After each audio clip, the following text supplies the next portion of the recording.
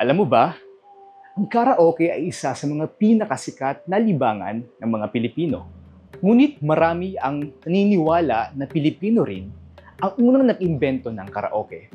Ang totoo, ang unang karaoke ay naimbento na sa Japan. Kumusta? Ako si Aldous Christian Cabintoy at welcome sa Wayback Wednesday, kung saan pag-uusapan natin ang mga pangyayari, mga bagay-bagay sa ating nakaraan at kasaysayan. Tara, pag-usapan natin ang tunay na pinanggalingan ng ating pambansang libangan.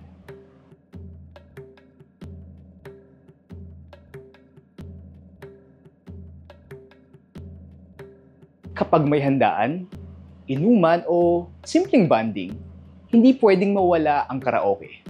Mapa-KTV, bar o kahit sa bahay lamang, nakikita natin ang karaoke kung saan-saan. Pero saan nga ba talaga ito nagsimula? Noong 1971, isang Japanese musician na si Daisuke Inoue ang nag-imbento ng unang karaoke machine. Ang ideya? Magkaroon ng makina kung saan pwedeng kumanta ang isang tao na may kasamang instrumental. Ito ay tinawag na empty orchestra or karaoke. Sa Japan, ang ibig sabihin ng kara ay empty at oke ay pinaikling orkestra o orchestra. Ngunit hindi ito patented. Nagdesisyon si Daisuke Inoue na hindi angkinin ang pag-imbento ng karaoke. Ayon sa kanya, wala siyang ginawang bago. Pinagsama-sama niya lamang ang mga makina na naimbento na.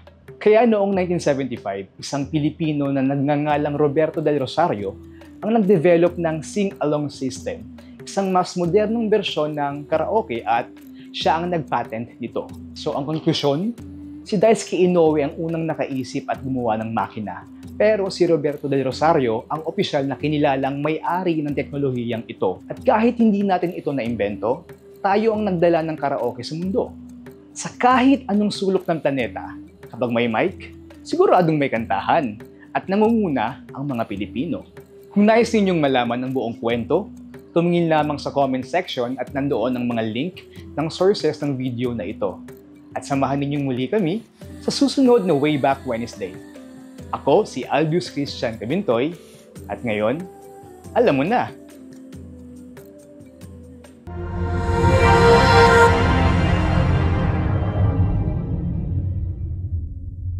Tayo ang nagdala ng karaoke sa mundo. Nabulol ako doon. Kasi sabi ko, ano ba bibili? Hinahabol ko. At kahit hindi natin ito naimbento, tayo ang nagdala sa karaoke. Magbasa. Ngayon naman ako yung mag-a-adjust.